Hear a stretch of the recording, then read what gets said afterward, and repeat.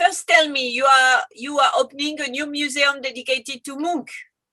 Yes, we are opening a new museum this summer, late summer, on the harbor side of Oslo. It's been a project going on for quite a few years now, so we are very excited about this finally happening. It will be a substantially different museum from the old Munch Museum. Of course, devoted to Munch's art, but it is 5 times bigger in terms of exhibition space. And much bigger in terms of other venues for audience for the audience as well, with a concert hall, at video, movie hall, etc. And how many works of Munch do you have? We are still counting. There's there's almost 50,000 works by Munch in the collection, but a lot of that is prints. How many paintings? There's almost 50,000 works in total, including other artists. But we have approximately 1,100 paintings by Munch, and we have around 7,000 drawings, and then we have a vast print collection. Yeah. With Munch had a vast graphic collection of prints, and we have many duplicates of his prints. The thing is that Munch produced a lot and repeated himself a lot, no?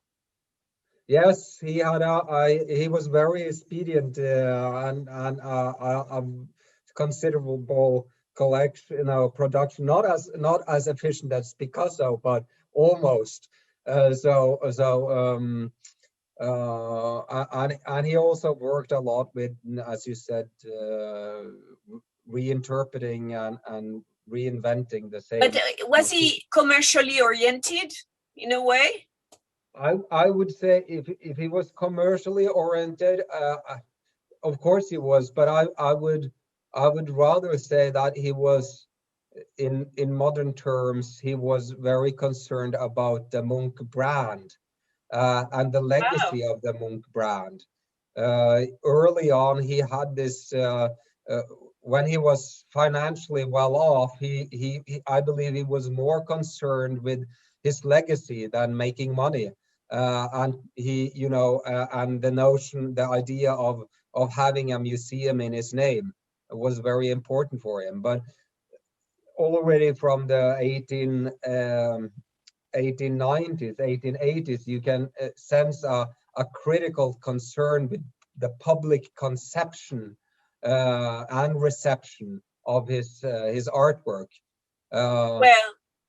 Yeah, in Munch's writings and how. No, but in what country?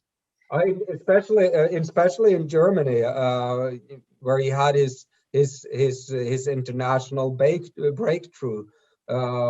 And he was, his exhibition there at the Kunstnerverein was closed after a week, and Munch saw that as a victory, because then he got a lot of attention, media attention, press attention, a lot of critical, negative attention, and he valued that very much. And of course, that is his understanding of how the art system works, and that this controversy, that this will contribute to his legacy and to his. So he completely understood the system of being famous and all that, right? Absolutely, I believe so.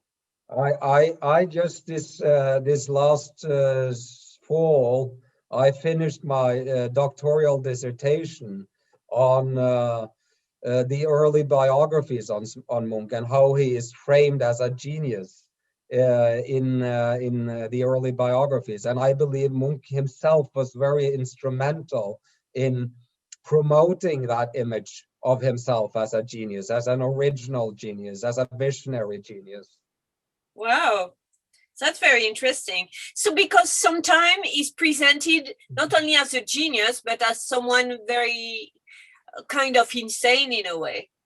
Well, of course, that's I would say that's the whole myth of the mad genius, controversy, and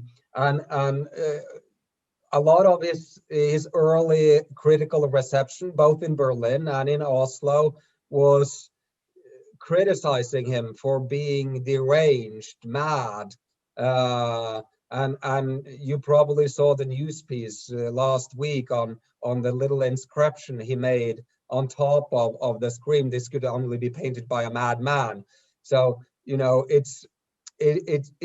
that inscription shows how, you know, that Munch was himself also aware of how the, so to speak, the myth of madness, the myth of the mad artist was of significance to the critical reception. Of course, you have Van Gogh being mad, you know, as a counter, but I don't really believe that Munch was insane. He had some psychological issues like a lot of us do, but he was not insane like Van Gogh was insane. But still, Munch tried to like play into, you know, what Van Gogh was kind of a victim of as well.